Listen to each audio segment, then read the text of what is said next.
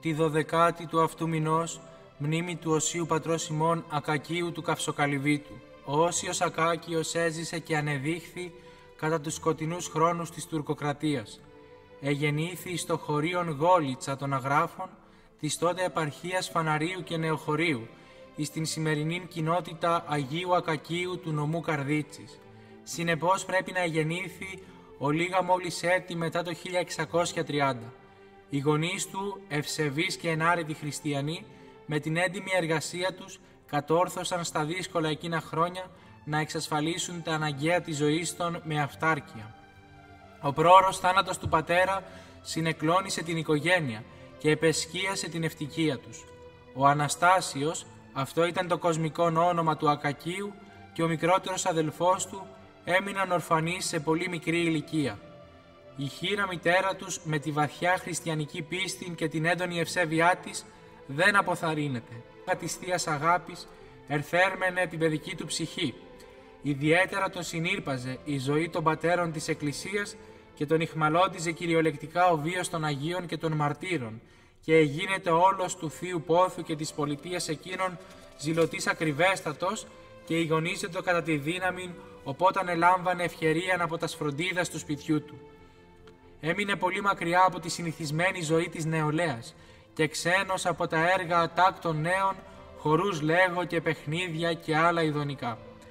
Δεν παρασύρθηκε ποτέ από του κόσμου τα τερπνά και δεν ονειρεύθηκε ποτέ τη δόξα και τον πλούτο, τις απολαύσεις και τις τιμές. Όλα τα έβλεπε προσωρινά και μάταια. Η καρδιά του πλημμύριζε από τις ιερές συγκινήσεις και τους θείους οραματισμούς και ένιωθε ζωηρά πιο πολύ έντονα την κλίση και των ζήλων προς των μοναχικών βίων. Γι' αυτό απέφευγε των θόρυβων της κοινωνικής ζωής και αναζητούσε συχνά την ησυχία εις τόπους ερημικούς. Εκεί αφοσιωμένος εις τον Θεόν διέθετε όλων των χρόνων εις την προσευχήν και την νηστείαν. Οι δικοί του εδυσκολεύονταν να τον κατανοήσουν και οι συνομήλικοί του πολλές φορές τον παρεξηγούσαν. Έφευγε από το σπίτι του και καθυστερούσε να επιστρέψει, ενώ η μητέρα του τον αναζητούσε με φόβον και αγωνία. Και όταν τον έβρισκε με συμβουλές και με δάκρυα τον παρακαλούσε να μην απομακρύνεται και να μην παραμελεί τις εργασίες του σπιτιού. Προσπαθούσε να το συγκρατήσει και να τον επαναφέρει στο κανονικό ρυθμό της οικογενειακής ζωής. Τα χρόνια όμως περνούσαν. Ο Αναστάσιος είχε υπερβεί το 20ο έτος της ηλικίας του και η μητέρα του εσκέπτεται την αποκατάστασή του. Σταθερά μετακίνητος εις την απόφασή του και έχων όλος διόλου τον νουν εις των Θεών, δεν έδιδε σημασία στις συμβουλές της μητέρας του. Απεφάσισε να εγκαταλείψει τα εγκόσμια, τους ειδικούς του και το χωριόν του και εις ηλικία 23 ετών να φύγει προς τα μέρη της αγοράς Βόλου. Κατέληξε εις το μοναστήριο του Αγίου Διονυσίου του Ενολύμπου, που βρίσκεται στην περιοχή της Μακρινίτσας Βόλου, γνωστόν ως μοναστήριο της Σουρβιάς, που είναι αφιερωμένον εις το όνομα της Αγίας Τριάδος. Κάποτε στην περιοχή αυτή, ο Αναστάσιος έτυχε να συναντήσει ένα νεαρό βοσκό που στεκόταν κάτω από καταρακτώδη βροχή. Και όταν ο Αναστάσιος τον ερώτησε γιατί δεν πηγαίνει στο παρακείμενο δέντρο για να προφυλαχθεί από τη βροχή, ο βοσκός απάντησε ότι φοβόταν τους κεραυνούς. Τότε ο Άγιος τον εσυμβούλευσε λέγοντας: «Κάμε το σημείο του σταυρού με το χέρι σου, επάνω εις τον κορμόν του δέντρου, και να είσαι βέβαιος ότι δεν θα πάθεις απολύτως τίποτε». Στη σπηλιά αυτή ο Αναστάσιος, ακριβώς επάνω από την είσοδο και εις ύψος 2 περίπου μέτρων, εχάραξε εις τον βράχον το σημείο του σταυρού, το οποίο διακρίνεται μέχρι και σήμερα. Αλλά και εις το μέρος αυτό δεν έμεινε πολύ καιρό, διότι οι Τούρκοι τον κατεδίωξαν και εκεί. Φαίνεται ότι κατατοπίστηκαν για τις μετακινήσεις του από πληροφορίες προδοτών. Πάλι όμως διέφυγε και γλίτωσε ως εκ θαύματος, διότι οι Τούρκοι, φτάνοντας μέχρι εκεί, επρόσεξαν το σημείο του σταυρού στην είσοδο της σπηλιάς και καθυστέρησαν, δια να το περιεργαστούν. Έτσι του εδόθηκε ο καιρός να απομακρυνθεί. Ήρθε όμως και η ώρα να πάρει τη μεγάλη απόφαση, να φύγει, και πριν αναχωρήσει οριστικά από το χωριό, λέγουν ότι έγραψε σε ένα από τα βιβλία της Εκκλησίας: «Αν οι χωριανοί μου θέλουν να προκόψουν και να προοδεύσουν, πρέπει κάποτε να φροντίσουν να φέρουν στο χωριό έστω και ένα μέρος του σώματός μου». Έφυγε από το χωριό με προορισμό τα μετέωρα. Εκεί παρουσιάστηκε εις τον ηγούμενον ενός μοναστηριού, εις τον οποίον εδήλωσε ότι επιθυμεί να γίνει μοναχός. Ο ηγούμενος όμως εσιώπησε, άγνωστον δια ποιων λόγων, και δεν του απήντησε καθόλου. Το πρωί της άλλης μέρας, οι μοναχοί είπαν στον Αναστάσιο ότι δεν γίνεται δεκτός στο μοναστήρι. Εκείνος, πολύ στενοχωρημένος, ετοιμάστηκε να φύγει. Ένας μοναχός τον συνόδευσε και μπήκαν μαζί στο δίχθυ για να κατέβουν από το μοναστήρι. Καταβαίνοντας όμως, ο Αναστάσιος απελευθερώνεται στον αέρα από τα σκηνά και μάλιστα από μεγάλο και αρκετά επικίνδυνο ύψος. Πηδά έξω από το δίχθυ, πέφτει στο έδαφος σώος και αυλαβής και φεύγει τρέχοντας. Κατάπληκτος, ο μοναχός που τον συνόδευε επέστρεψε γρήγορα στο μοναστήρι και έντρομος ανέφερε το γεγονός στον ηγούμενο. Εκείνος, καταθορυβημένος και πολύ ανήσυχος, διότι τότε κατάλαβε ότι ο ξένος δεν ήταν τυχαίος αλλά άνθρωπος του Θεού, προστάζει αμέσως τους μοναχούς να τρέξουν όσο γίνεται πιο γρήγορα, αλλά δυστυχώς δεν τον πρόλαβε κανείς.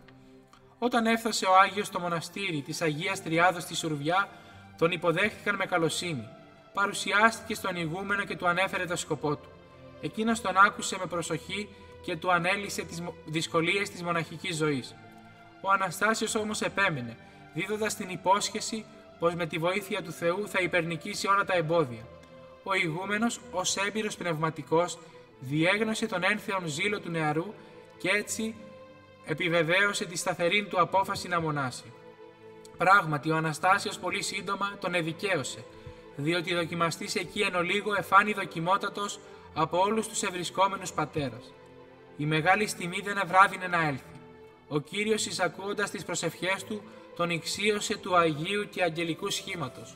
Ο Αναστάσιος κήρυεται μοναχός εν τη σεβασμία και ιερά μονή της Αγίας Τριάδος και παραδίδεται στην μοναχική υποταγή με το όνομα Ακάκιος. Αναφέρεται ότι κατά την τέλεση της κουράς παρευρέθηκαν πολλοί χριστιανοί από το Βόλον και τα γειτονικά χωριά. Είχαν πάει στον εσπερινόν του Σαββάτου δια να γρυπνήσουν στο μοναστήρι με τους πατέρας.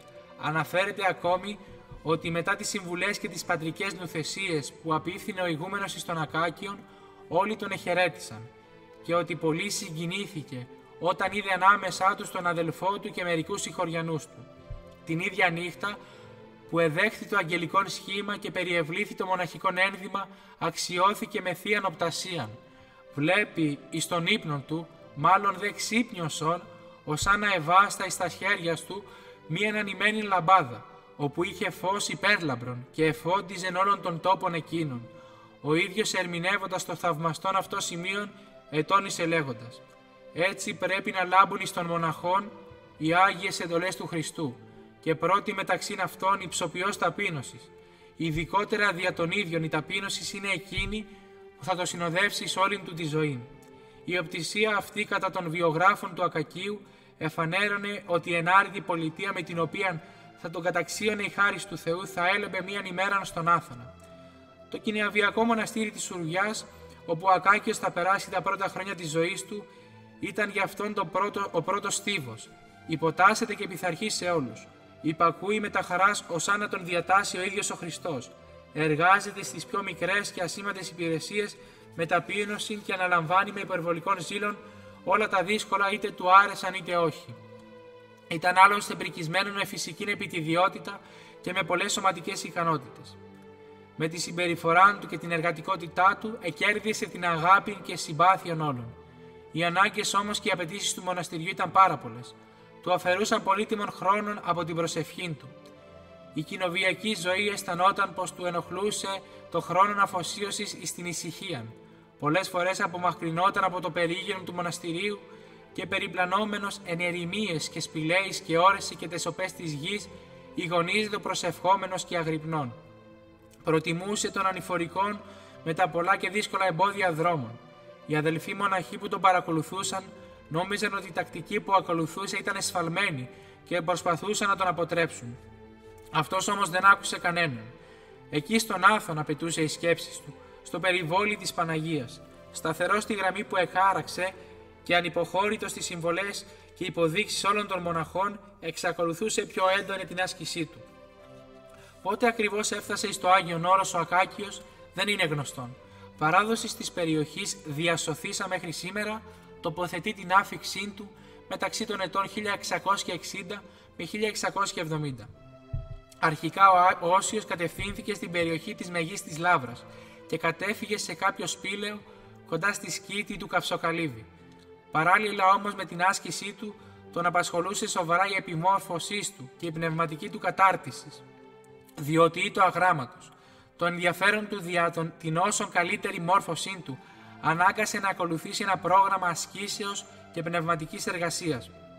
Χωρίς καμία καθυστέρηση, επισκέπτεται μοναστήρια και σκήτες και σπήλαια ασχητών και αναζητεί ως έλαφος διψώσα επί τα σπηγάς των υδάτων τους εκλεκτούς και δοκιμασμένους μοναχούς. Τους αναζητεί πολύ, υποτάσσεται πρόθυμα σε αυτούς. Αναφέρεται η σκήτης της Αγίας Άνης, εις την οποία ετερμάτισε την πρώτη περιουδία του, και το κημητήριο της ιδίας σκήτης, από όπου περνώντας ο Όσιος ιστάνθη μίαν άρρητον και θαυμασίαν ευωδίαν, καθώς εκ του στόματός του πολλάκι στοικούσαμεν και εφρανθείς από εκείνην την ευωδίαν, άναψε μέσα του περισσότερον το θεϊκόν πυρ. Διέκοψε τότε την περιοδίαν του και απεσύρθη σε ένα σπήλαιον δια να ασκητεύσει. Πολύ σύντομα όμως θα μετακινηθεί και πάλι εις άλλην κατεύθυνση. Ευλαβικός προσκυνητής, επισκέπτεται τα μοναστήρια και αποθυσαυρίζει στην καρδία του την χάριν των ιερών λειψάνων και αποκτά εμπειρίες πνευματικές. Στο μοναστήρι του Αγίου Γρηγορίου δεν άρχισε να γνωριστεί με δύο σεβάσμιους και μορφωμένους γέροντες, στους οποίους έκανε υπακοή και έφτιαχνε ως εργόχειρο ξύλινα κουτάλια. Εκείνοι τον δέχθηκαν πρόθυμα και έμεινε μαζί τους επί ένα χρόνο. Αυτός ήθελε να μάθει δήθεν την τέχνη των ξυλίνων κουταλιών, αλλά το έκανε για να πάρει πνευματικές εμπειρίες. Όταν εγκατέλειψε το κελί όπου εργαζόταν, κατέφυγε εις τόπον ερημικότατον. Εκεί γνωρίστηκε με έναν αδελφόν μοναχών, δια τον οποίον επίστευσε ότι θα ήταν ο αληθινός σύντροφος. Διαψεύτηκε όμως, διότι εκείνος υποκρινόταν. Σύντομα ο Ακάκιος διεπίστωσε ότι η συμπεριφορά του μοναχού ήταν ύποπτη. Σύντομα έφυγαν μαζί και ταξίδευσαν προς τα μέρη της Σιμωνόπετρας. Στο δρόμο αναγκάστηκαν να διανυχτερεύσουν σε κάποιο κελί με άλλους μοναχούς. Ήταν Σαββατόβραδο και οι μοναχοί, αφού έφαγαν και ήπιαν όσο μπορούσαν, έπεσαν και εκοιμήθηκαν ως σαν ζώα. Ο Ακάκιος, ως άνθρωπος του Θεού, με τη θεϊκή φλόγα στην καρδιά, σηκώθηκε αθόρυβα και προσευχόταν νοερά όλη τη νύχτα εκεί πλησίον όπου εκοιμώνται οι μοναχοί. Ύστερα από λίγες ημέρες έφυγε από το κελί. Ο σύντροφός του αναγκάστηκε να εγκαταλείψει το Άγιον Όρος και να καταφύγει στη Σάμο. Είχε καταντήσει θέαμα ελεηνών και αξιοθρήνητων, ώσπου στο τέλος ευρήκε θάνατον νυχτρών. Ο Ακάκιος μετά έφτασε στο μοναστήριο του Αγίου Διονυσίου, όπου εκεί εκάθισε καιρό.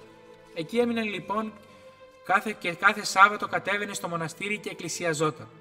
Επόμενος σταθμός ήταν η σκήτη του Παντοκράτορος, όπου συναντήθηκε με τον γνωστόν από το μοναστήρι της Ουρβιάς, όπου τον βοήθησε να σπουδάσει μουσική. Ο γέροντας, εκτιμώνταν στην επιθυμία του Ακακίου, όχι μόνο δεν επέμεινε, αλλά του έδωσε και 2 φλωριά λέγοντας: «Λάβε αυτά να κυβερνηθείς και όταν τα σώσεις, έλα να σου τα δώσω, αλλά και παρεκάλει των Θεών και δια του λόγου μου». Ο Ακάκιος όμως, ο της ακτιμοσύνης άκρος εραστής και ελεύθερος πάσης αυτής, δεν εταράχθη ως αν τιμή, αλλά απαντώντας είπε: «Λάβε τα φλωρία σου, ότι κινδυνεύω να χάσω τον εαυτόν μου με αυτά». Τόσο ήταν η αφιλοχρηματία του και γενικά η αποστροφή του προς τα υλικά αγαθά. Ύστερα από τη συνάντηση αυτήν, ο Όσιος έφυγε από τη σκήτη του Παντοκράτορος προς άγνωστη κατεύθυνση. Πεζοπορώντας απομακρύνθηκε αρκετά, όταν ενοχλητικές σκέψεις και λογισμοί τον ταλαιπωρούσαν. Για μια στιγμή απεφάσισε να επιστρέψει στη σκήτη του Παντοκράτορος, να συναντήσει τον πνευματικό του για να τον ακολουθήσει. Την ίδια ώρα άλλη ιδέα τον προέτρεπε να φύγει σε κάποιο ερημονήσι. Έτσι, ανήσυχος και στενοχωρημένος, έφτασε σε ένα τρίστρατο άνωθεν των καρεών εις το ζυγόν και σταμάτησε, γιατί δεν ήξερε ποιο δρόμο να ακολουθήσει. Του εφάνηκε τότε πως κάποια όρατη δύναμη τον έσπροχνε σε έναν από τους 3 δρόμους. Προχώρησε, χωρίς όμως να ξέρει πού πηγαίνει.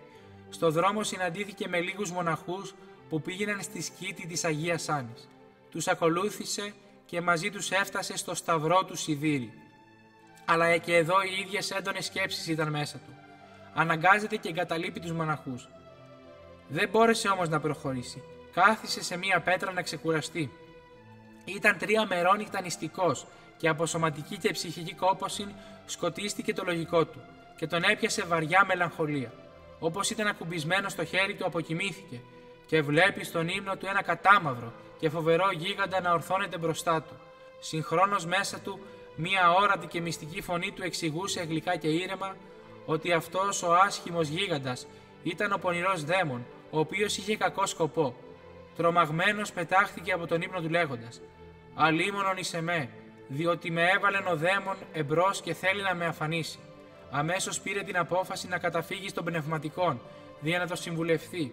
Έτσι εξακολούθησε την πορεία του με σκοπό την αναζήτηση του γέροντος πνευματικού. Ξαφνικά όμως ένας δυνατός και ευνίδιος ανεμοστρόβιλος ξεσηκώθηκε μπροστά του, τον παρέσυρε μακριά από το δρόμο του και τον έσπρωχνε προς τον κρυμνόν, δια να τον αφανίσει. Φόβος μεγάλος τον εκυρίευσε από τη δαιμονική αυτή ενέργεια, αλλά βρήκε τη δύναμη και ανέκραξε με φωνή μεγάλη: «Κύριε Ιησού Χριστέ, Παναγία Θεοτόκε, βοήθημη». Την ίδια στιγμή άλλη δύναμη στεϊκή φάνηκε να κατεβαίνει ως ένα στραπή επάνω από το βουνό και απεμάκρυνε τη σατανική εκείνη ενέργεια με δυνατή βοή. Η αστραποβροντή έφτανε ως την παραλία, παρασύροντας και τον δαίμονα, ενώ εχάριζε στον Ακάκιον γαλήνη και ηρεμία των λογισμών. Απελευθερωμένος πλέον, έκραξε μεγαλοφόνος ευχαριστηρίους φωνάς προς τον Κύριον και την Κυρίαν Θεοτόκον. Έτρεχε γρήγορα δια να συναντήσει τον πνευματικόν γαλακτίωνα στο κατουνάκι κοντά στη μικρή Αγία Άννα. Τα κατουνάκια όπου βιαστικά κατευθυνόταν είναι η πιο ερημική κατοικία των ασκητών. Απέχει περίπου 20 λεπτά από τη Μεγίστη Λαύρα. Στις ασκητικές καλύβες των κατουνακίων ασκήτευαν πολλοί Άγιοι, όπως ο ασκητικότατος Ιγνάτιος και ο γέροντας Καλίνικος. Ύστερα από κουραστική πορεία ευρήκε τον έμπειρο πνευματικό και του εξομολογήθηκε. Ο καλός γέροντας τον άκουσε προσεκτικά και τον καθησύχασε και το συμβούλευσε και του υπέδειξε ως τόπον διαμονής το καυσοκαλύβι την μεταμόρφωση. Ο Ακάκιος χωρίς καθυστέρηση με την ευλογία του πνευματικού πήγε εις το κάθισμα του Αγίου Μαξίμου. Εκεί ασκητεύοντας παρέμεινε 20 ολόκληρα χρόνια, ενώ παράλληλα εργαζόταν φτιάχνοντας τα περίκοσμα ξύλινα κοχλιάρια. Έτρωγε ολίγον ψωμί και έπινε νερό ανά 2 και 3 ημέρας μίαν φοράν, και των περισσότερων καιρών ετρέφετο με άγρια λάχανα και με κάστανα. Τόσον μόνον εφρόντιζε δια το σώμα, όσον μόνον να ζει, αλλά κοιτούσε τους πνευματικούς αγώνες. Η τοποθεσία της μεταμορφώσεως ευρίσκεται πιο πάνω από το σημερινό σπήλαιο του Αγίου Ακακίου. Στις αρχές του 14ου αιώνα ήρθε και εγκαταστάθηκε όσιος Μάξιμος ο Καυσοκαλύβης. Είχε συγκροτήσει εκεί και με μοναχούς και σκήτας και την πρώητη σκήτη των Καυσοκαλυβίων. Ο Μάξιμος έλαβε την προσωνυμία Καυσοκαλύβης, διότι συνήθιζε να καίει την καλύβα που κατασκεύαζε πρόχειρα από κλαδιά και χόρτα. Ύστερα έφτιαχνε κι άλλη. Το έκανε διότι ήθελε να ταλαιπωρείται πάντοτε και να χαρακτηρίζεται από τους ανθρώπους μωρός, ανόητος και πεπλανημένος. Δεν ήθελε να δοξάζεται ούτε να επενείται. Στη μνήμη του Οσίου Μαξίμου έτρεφε ιδιαίτερων σεβασμών και ευλάβιαν ο Ακάκιος. Έλεγε μάλιστα ότι τον έβλεπε πολλές φορές, και αν καμιά φορά από δαιμονική ενέργεια βρισκόταν στενοχωρημένος, αυτόν τον Άγιον επεκαλείτο και τον έβρισκε έτοιμον βοηθών του. Κάποτε ο Ακάκιος είδε τον Όσιον Μάξιμον με κάτασπρη και αστραφτερή ιερατική στολή να περιφέρεται και να θυμιατίζει όλων των ναών και ένα πλήθος ιεροπρεπών μοναχών με τα εποκανοκαλήμαυχα και με την ίδια λευκή καλογερική στολή να τον ακολουθούν.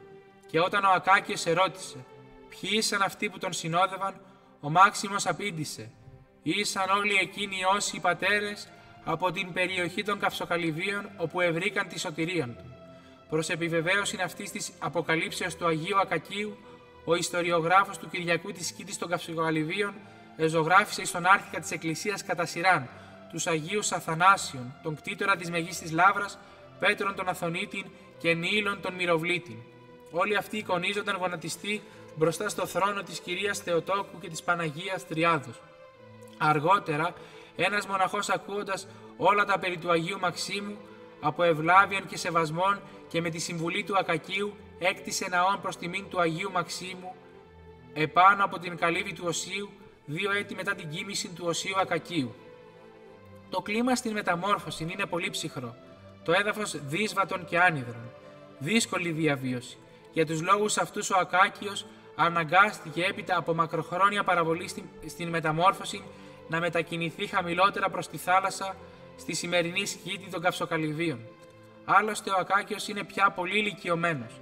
Εις τα μέρη αυτά εις τον νότιον της Λαύρος, όπου η φύση μεταβάλλεται, προσλαμβάνουσαν όψιν ρομαντικήν, ήκμασαν οι πρώτοι ασκητέ, ο Πέτρος ο Αθωνίτης, Ευθύμιος ο Νέος, ο Αθανάσιος ο Άγιος και των ησυχαστών Μάξιμος ο Καυσοκαλύβης, Γρηγόριος ο Παλαμάς, Νύφων ο Ερημίτης και Νήρος ο Μυροβλήτης. Το σπήλαιον που είχε μεταβληθεί εις κέντρο πνευματικής ακτινοβολίας ατένιζε από αστραπτερή λάμψη. Η είσοδος πολύ στενή. Έχει μήκος 5 μέτρων και το εσωτερικό του είναι πιο ευρύχωρο με διαστάσεις 2x3 μέτρα. Το σπήλαιον εκελάβει με θαυμαστήν ευωδίαν, όπου ακούοντάς το έφυγε κάθε λύπη και γέμιζε χαρά και ευφροσύνη. Ποτέ του δεν είδε ένα τόσο χαριτωμένο πτηνόν. Ήταν αληθινή χαρά και επίσκεψης δια των όσιων. Έφυγε όμως το πουλί οριστικά όταν άρχισαν να συγκεντρώνονται γύρω από το σπήλαιον και άλλοι μοναχοί. Η περιοχή ήταν άνυδρος και όσιος για να αντιμετωπίσει την έλλειψη νερού είχε μία στάμνα και την γέμιζε με νερό της βροχής τον χειμώνα. Το δε καλοκαίρι ο Άγιος Θεός τον παρηγορούσε. Μοναδική του ενδυμασία ή το ένα παλαιόν οράσον. Αυτό φορούσε πάντοτε σε όλες τις εποχές, ακόμα και όταν δεχόταν επισκέψεις, αν και ο ίδιος απέφευγε τις πολλές συναναστροφές, διότι τον ενοχλούσε αρκετά ο έπαινος των ανθρώπων. Όταν προσευχόταν, τον παρακολουθούσε συχνά ο μαθητής του Ιωνάς, ο οποίος από σεβασμό περιέμενε έξω από το σπήλαιον. Κατά τη διάρκεια της προσευχής δεν ακουγόταν από το στόμα του Αγίου ούτε ο παραμικρός ψήθυρος. Μονάχα αναστεναγμούς καρδιακούς ήκουε ο Ιωνάς να εξέρχονται από τα βάθη της καρδίας του και δάκρυα και θαυμασία, γλυκητάτη και μελωδική φωνή. Εξάλλου ευλαβέστατος και αξιόπιστος πνευματικός Σύλβεστρος ευεβαίωνε τόσον αυτός όσον και άλλοι ασκητές ότι είδαν πολλές φορές τον Όσιον κατά την ώρα της προσευχής και μάλιστα όταν έλεγε «Κύριε Ιησού Χριστέ, ελέησόν με των αμαρτωλών να εξέρχεται φλόγα πυρός εκ του στόματος αυτού». Και προσευχόμενος έστεκενος στήλος ακλόνητος και καθήμενος όλος εκστατικός εφαίνεται έχων άνω των νουν και του γυναίου τούτου σαρκίου ουδόλως εστόμενος, αλλά έχων πάντοτε την καρδίαν του ψηλά στον Θεό. Αντιπαθούσε πολύ των ύπνων και συμβούλευε τους μοναχούς λέγοντας «Ούτε ενδύματα, ούτε στρώματα, ούτε τροφή, ούτε πλούτος αυξάνουν και τρέφουν τα πάθη τόσον όσον ο ύπνος. Τίποτε δεν μπορεί να τα καταδαμάσει τούτον όσον η αγρυπνία. Ο μοναχός περισσότερον από όλα στας άλλας αρετάς πρέπει να μεταχειρίζεται αυτά στας δύο, δια να νικήσει την σάρκα, την αγρυπνίαν και την νηστείαν. Έλεγε επίσης ότι κι αν ακόμη κανείς ταλαιπωρείται και πάσχει από όλες τις κακουχίες, ενώ έχει εξασφαλισμένον τον ύπνο και το φαγητό, τότε όλα τα ξεπερνά. Αντίθετα με την αγρυπνία και την νηστεία, υπερνικά όλα τα πάθη. Ο ίδιος ποτέ δεν κατεκλίνεται, αλλά στηριζόμενος στο βράχο του σπηλαίου ή ακουπώντας το χέρι του ή σε κάποιο άλλο αντικείμενο, εκεί προς τα εξημερώματα εκοιμάτω λίγη ώρα, τόσο ώστε να μην σκοτίζεται το λογικό του από την πολλή αγρυπνία. Αν και έπασχε από σοβαρόν κάταγμα και εντεροκύλιν, εν τούτης η προθυμία της ψυχής και η χάρις του Θεού του έδιδαν δύναμη και αντοχή ως τα βαθιά γεράματα. Και όταν ερωτήθηκε πόσο πρέπει να κοιμάται ο μοναχός, απήντησε «Δια των αληθινών μοναχών μισή ώρα είναι αρκετή».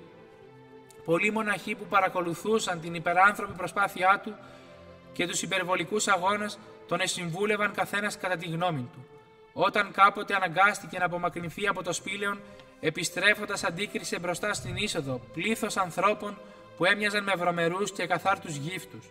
Όλοι τους άντρες και γυναίκες και παιδιά εργάζοντας, φτιάχνοντας χαλκώματα, κόσκινα και άλλα παρόμοια, ενώ συγχρόνως θορυβούσαν με κραυγές αλόκοτες.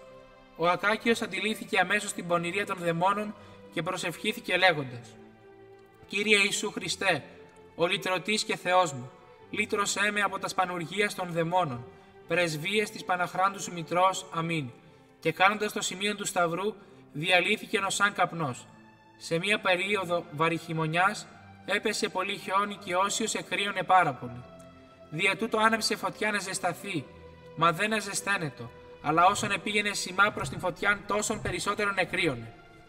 Τότε κατάλαβε ότι δεν είναι η τόση πολύ ψύχρα φυσική, αλλά σατανική ενέργεια, και καταπατήσας απέσβεσε τη φωτιά και καθώς ήταν γυμνός ευγήκεν έξω και έπεσε επάνω εις το χιόνι και παρευθύς του εφάνει πως ήλθε μια θαυμαστή δύναμης επάνω του και θεία ενέργεια, ήτι σε δίωξε την πολύ ψύχαραν και εκείνην τόσον τον εζέστανε όπου εφαίνεται σαν το καλύτερο λουτρόν.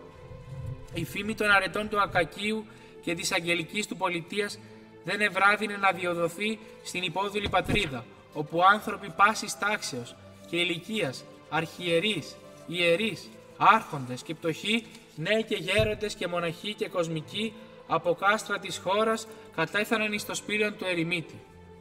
Βιβλική μορφή ο Ακάκιος, επιβλητική, πνεύμα ειρηνοποιών, ακτινοβολούσε από ηλαρότητα και καλοσύνη και ενέπνεε εμπιστοσύνη απεριόριστο.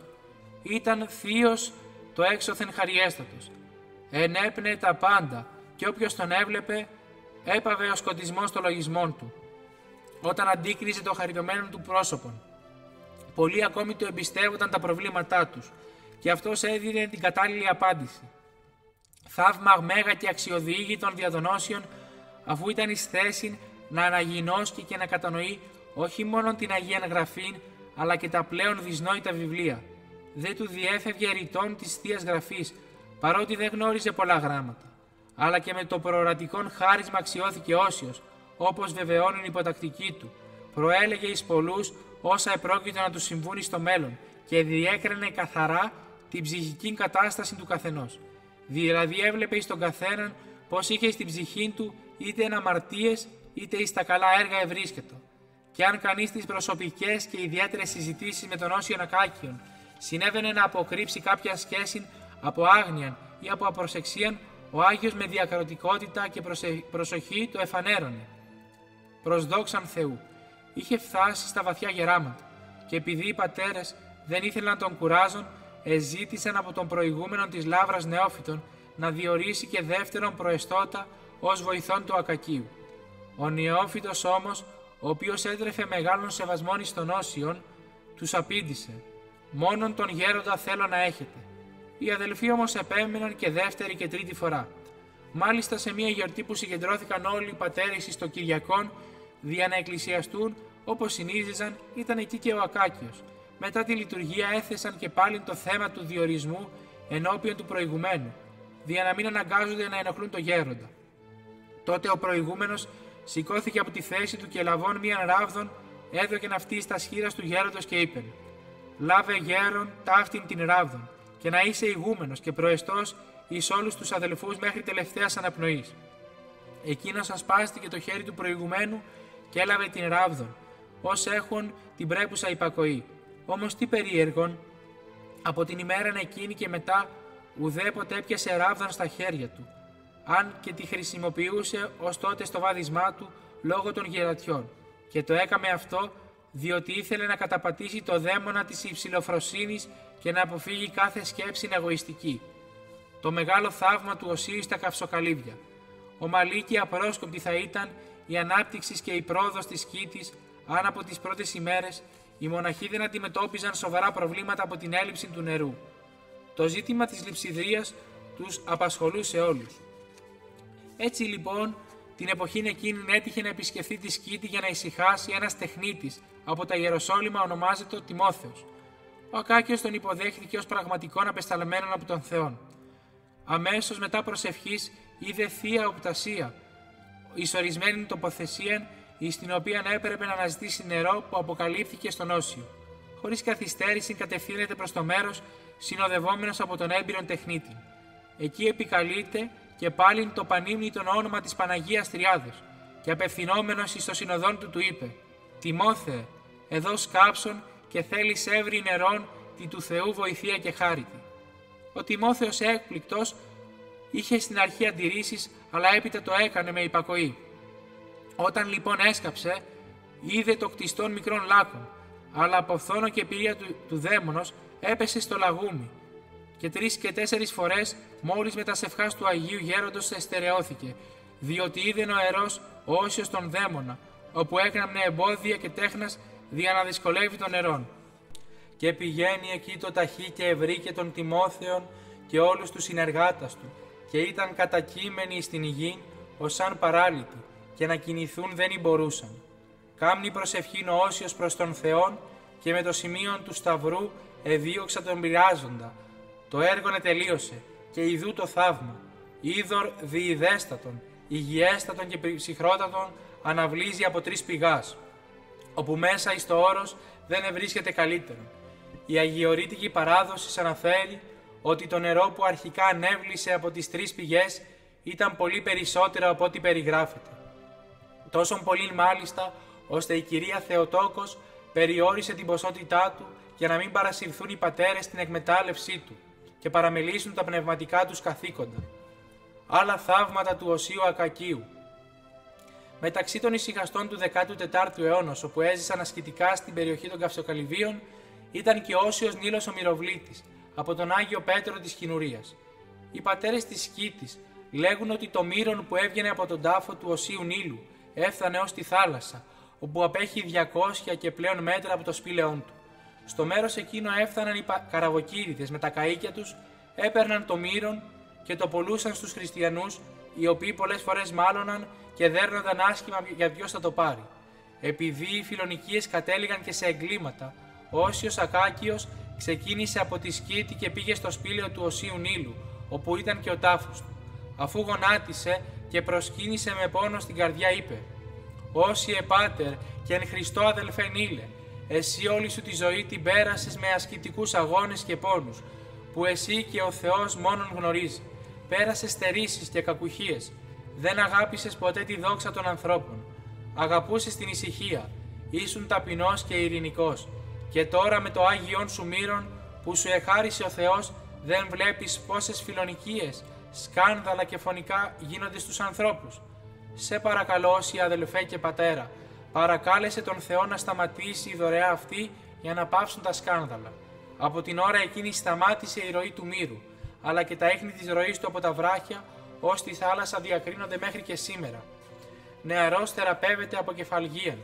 Όσιος Ακάκιος χρησιμοποιούσε εις το σπήλαιόν του ως προσκέφαλον ένα ξύλον, ως είδον σκαμνίου. Από αυτό το αγιασμένο ξύλον, ο ενάρετος μοναχός Μιχαήλ από τη Σήμη της Δωδεκανήσου, που είχε ασκητεύσει στα Καυσοκαλύβια, απέκοψε ένα τεμάχιον και το πήρε μαζί του στην Αθήνα, κατά την επίσκεψή του σε μια πολύ ευσεβή χριστιανή οικοδέσποινα, της οποίας ο ιός είχε κεφαλγίαν. Ο πατήρ Μιχαήλ έβαλε το ξύλον αυτό μέσα εις ένα ποτήρι και το έδωσε στο άρρωστο παιδί να πιει. Και ό του θαύματος, μόλις το παιδί ήπιε, απαλλάχθηκε αμέσως από την κεφαλγίαν και θεραπεύθη τελείως. Ο σοφότατος Πατριάρχης Ιεροσολύμων Χρύσανθος 1707 με 1731 ήταν επιφανέστατος λόγιος της Ανατολής και όταν δεν είχε τελειώσει ακόμα την περιοδία του στα Καυσοκαλύβια, επισκέφθηκε τον Άγιο Ακάκιο και είπε γι' αυτόν: «Έφτασε εκεί και με πολλήν προθυμίαν και ανταμώσας αυτόν και πολλά ερωτήσας εθαύμασε τη διάκρισή του και τη θαυμαστήν και Αγίαν Πολιτείαν και εφρανθής έλεγεν: είδον άλλον προφήτην Ηλίαν και βαπτιστήν Ιωάννη, είδον περισσότερα από όσα οίκουαν και εδόξαζε τον Θεόν για αυτόν τον Άγιο». 2 ακόμη οικουμενικοί πατριάρχες συγκαταλέγονται μεταξύ των εξεχόντων επισκεπτών του σπηλαίου του Οσίου Ακακίου, αρκετά χρόνια μετά την κοίμησή του, ο Πατριάρχης Ιωακήμ ο Τρίτος και ο Πατριάρχης και Εθνομάρτυρας Γρηγόριος ο Πέμπτος, κατά τη διάρκεια της δεκαετούς παραμονής του στο Άγιον Όρος. Οι Οσιομάρτυρες υποτακτικοί του Αγίου Ακακίου. Η ζωή και τα μαρτύρια των Οσιομαρτύρων ήταν πολλά κατά την περίοδο της τουρκοκρατίας. Με τη θυσία και το αίμα των εστερέωσαν την Ορθοδοξία. Μεταξύ αυτών είναι και οι 3 υποτακτικοί του Αγίου Ακακίου: ο Άγιος Ρωμανός, ο Άγιος Νικόδημος και ο Άγιος Παχώμιος. Είχαν αποφασίσει να ομολογήσουν την πίστη ενώπιον των τυράννων. Προς τούτο επεσκέφθησαν τόπους ιερούς, έζησαν σε μοναστήρια και σκήτες και κοντά σε Αγίους. Κατά το τελευταίο όμως και χρησιμότερο στάδιο της δοκιμασίας των έπρεπε να καταφύγουν εις τον αλήπτην των μαρτύρων, όπως αποκαλούσαν τον Άγιο. Στην περίπτωση των 2 Οσιομαρτύρων, ο Όσιος Ακάκιος υπήρξε ο πλέον κατάλληλος. Τον ανεζήτησαν στα Καυσοκαλύβια. Εμασίτευσαν πλησίον του και ασκήθηκαν υπομονετικά, και εκείνος τους καθοδήγησε με την πείρα του και τις συμβουλές του. Ο λόγος αυτού ήταν μεν απλούς, αλλά άλατη ηρτημένος. Απλούς στη φράση, αλλά μεστός στη διάνοια. χαριτώμενος και μελισταγής, πλήρης πίστεως και δυνάμεως. Μία φορά, κατά την ώρα της προσευχής του, ο Άγιος Ακάκιος ήλθε εις έκσταση και είδεν μετά το μαρτύριό του τον οσιομάρτυρα Ρωμανών, λευκοφορεμένων και περιβεβλημένων με δόξαν θεϊκήν, και το πρόσωπόν του να ακτινοβολεί και να λάμπει περισσότερον από τον ήλιο. Όμως απέστρεφε το πρόσωπόν του από το γέροντα και δεν ήθελε να τον ειδεί. Με τη στάνση του αυτή έδειχνε σαν να τον κατηγορούσε, επειδή έφυγε από το σπήλαιόν του, παραβαίνοντας έτσι τη συμφωνία που είχαν κάνει. Τότε ο Ακάκιος άρχισε να παρακαλεί τον Ρωμανόν να τον κοιτάξει με πρόσωπο χαρούμενο και να τον συγχωρήσει για το σφάλμα που έκαμε. Εκείνος όμως δεν άκουσε και έγινε άφαντος. Ο Ακάκιος εφοβήθηκε την αυστηρότητα του Ρωμανού, αλλά συνήλθε αμέσως και επέστρεψε στο σπήλαιο. Έγινε μάλιστα πριν αποχωριστούν μεταξύ τους ο διάλογος. Και ο Ρωμανός είπε: «Επίστρεψον εις το σπήλαιο. Πολλοί γάρ δια σου σωθήσονται. Εμείς δε εσώμεθα κατά την υπόσχεση αχώριστη». Αργότερα ο Ακάκιος είδε τον οσιομάρτυρα Ρωμανών πολλές φορές και όπως ο ίδιος έλεγε, τον έβλεπε περιβεβλημένον με την ίδια δόξα και ότι στις δύσκολες ώρες, στις θλίψεις και στους πειρασμούς αυτός τον παρηγορούσε. Ο δεύτερος οσιομάρτης Νικόδημος αξιώθηκε μάλιστα να ειδεί την Θεοτόκον, η οποία του προσέφερε ποτήριον, το ποτήριον του μαρτυρίου.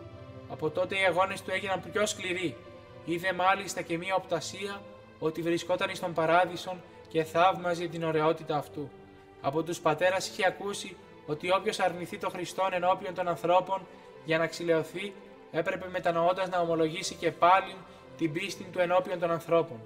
Έτσι απεφάσισε να φτάσει στο μαρτύριο. Άκουσε ακόμη και δια των Όσιων Ακάκιων και πήγε κοντά του. Χωρίς να χάσει καιρό, τον ευρήκε και κλαίον και οδυρώμενος ώραν πολλήν τον παρακολούσε να είναι κοντά του. Ο Ακάκιος τον έπιασε από το χέρι, τον εσήκωσε επάνω και τον εφώνεξε με το όνομά του χωρίς να το γνωρίζει. Έπειτα Όσιος Ακάκιος απομακρύνθηκε δια να προσευχηθεί λίγη ώρα. Κατά την επιστροφή του, όσοι ευρέθηκαν εκεί είδαν ένα φως, ως αν αστέρι να κατεβαίνει από τον ουρανό εις τον Ακάκιον και να λάμπει το πρόσωπό του όπως ο ήλιος. Εστράφηκε τότε προς τον Νικόδημο και του απίφθινε λόγων μυστικών. Αμέσως εξαφανίστηκε η λάμψης από τον Όσιον και η καρδία του Νικοδήμου γέμισε ευλάβεια και συνείδηση, και καταβαίνοντας το σπήλαιο έκλαιγε γοερός. Επιστρέφοντας, εζήτησε τον Ακάκιον την άδεια και την ευχή για το μαρτύριον.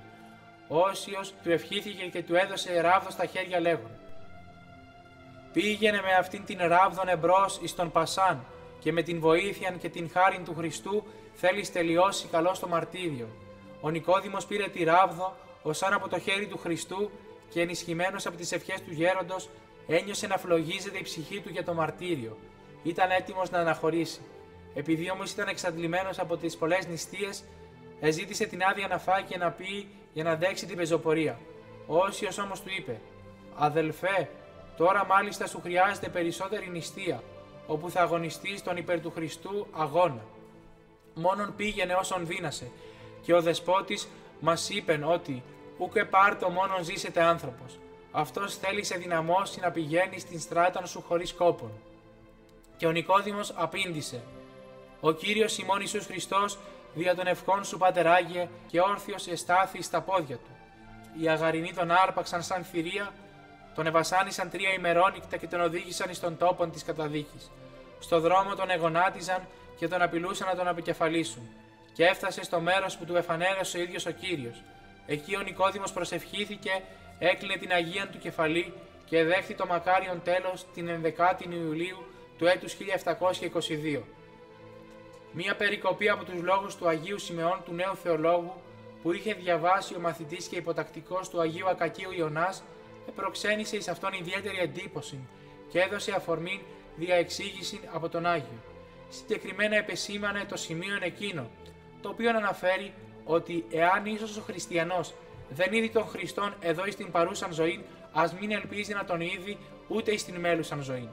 Και επειδή δεν μπορούσε να ερμηνεύσει και αντιληφθεί τι ακριβώς εννοούσε ο Άγιος με τον λόγον αυτόν, έσπευσε να ζητήσει εξήγηση από τον γέροντα, ο οποίος του απήντησε: «Αλήθεια είναι τέκνον μου, και μην αμφιβάλλεις εις τους λόγους του Αγίου, ότι βέβαια, αν ίσως ο χριστιανός δεν αποκτήσει την όραση των ωραίων οφθαλμών, όπου να βλέπει καθαρά τον Χριστόν εδώ, δεν είναι δυνατόν ούτε εκεί να τον ειδεί.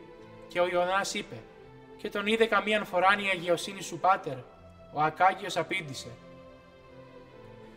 «Τον είδα τέκνον μου, όχι μίαν φοράν, αλλά πολλές». Και ο Ιωνάς είπε: «Και τι σου είπε, πάτερ?» Και ο Ακάκιος: «Μου είπε, ακολούθημη». Δηλαδή, να εκτελείς, να εφαρμόζεις τις παραγγελίες μου. Όμως εγώ δεν τον ακολούθησα. Και την ώρα που έλεγε ο Ακάκιος, επλημμύρισαν τα μάτια του από δάκρυα. Εγώ δε πάλιν, είπε ο Ιωνάς, με την αυθάδειά μου ερώτησε: «Και πώς βλέπει ο άνθρωπος, πάτερ, εδώ των Χριστών?» Έτσι με τα σωματικά μάτια είναι οερός. Και ο Ακάκιος είπε νοερός. Όμως να εξεύρεις ότι εκείνος όπου αξιωθεί αυτό το χάρισμα, όταν έλθει στη αυτάς αποκαλύψεις, βλέπει τα νοερά ως σαν αισθητά, επειδή και η αίσθηση των σωματικών οφθαλμών μένει τότε τελείως ανενέργητος αδρανής. Και προσέθεσε ο Ακάκιος: «Όταν κι εσύ διαβάζεις τους λόγους υψηλούς και αμφιβάλλει η καρδία σου, τότε ευθύς αγωνίσου να αποκτήσεις τίποτε ή να κάμεις από εκείνα που διαβάζεις, ότι αν ίσως κατά πρώτην και δευτέραν φορά να μελήσεις, ύστερον πορώνεται η καρδιά σου και θέλει σου φαίνονται τα τιάφτα υψηλά και πραγματικά ως αν μύθι και τραγούδια. Και καλότυχος εκείνος όπου αγωνιστεί έτσι, διότι θέλει αξιωθεί μεγάλων χαρισμάτων. Δυστυχώς δεν έχουμε κανένα στοιχείο από την πολύτιμη θρησκευτική πείρα που απόκτησε ο Ακάκιος κατά την πολυετή ασκητική του ζωή. Δεν υπάρχουν γραπτά κείμενα με τις διδαχές του. Διεσώθηκαν μονάχα ελάχιστες υποδείξεις και παρενέσεις του προς τους συνασκητάς αδελφούς του, όπως κατέγραψαν οι βιογράφοι του. Ο μακαριστός Αντώνιος Μουστάκας, ιερομόναχος της Σκήτη των Καυσοκαλυβίων, με επιστολή του στις 14 Φεβρουαρίου 1969, προς το γράφοντα αναφέρει ότι στην περιοχή των Καυσοκαλυβίων, σύμφωνα με τη διασωθήσα εκεί παράδοση, ο Όσιος Ακάκιος έλεγε συνήθως προς τους συνασκουμένους με αυτόν πατέρας: «Ή πατέρα καλήν εμέ θέλετε, μιμήστε μου τας πράξεις και των βίων», και ότι συχνά επαναλάμβανε: «Τιμή και δόξα Αγίων, μίμησης του βίου αυτών». Ο Όσιος προλέγει των θάνατών του. Ο Όσιος Ακάκιος προέβλεψε και προείπε την κοίμησή του εις όλους τους υποτακτικούς του, ιδιαίτερα όμως εις των μοναχών Αθανάσιων, ο οποίος έφτασε εις το σπήλαιόν του από τη σκήτη της Αγίας Άνης, διαναλάβει την ευχήν του, είπε: «Εγώ τώρα, Αθανάσιε, πηγαίνω στράταν μακράν και εδώ πλέον δεν θα βλέπομεν αλλήλους. Να έχεις την ευχήν της Παναγίας μας». Αυτά ήταν τα τελευταία λόγια του. Ευλόγησε έπειτα τα 4 σημεία του ορίζοντος και η Αγία του ψυχή πέταξε στα ουράνια στις 12 Απριλίου του έτους 1730, την Κυριακή των Μυροφόρων και σε ηλικία 100 περίπου ετών.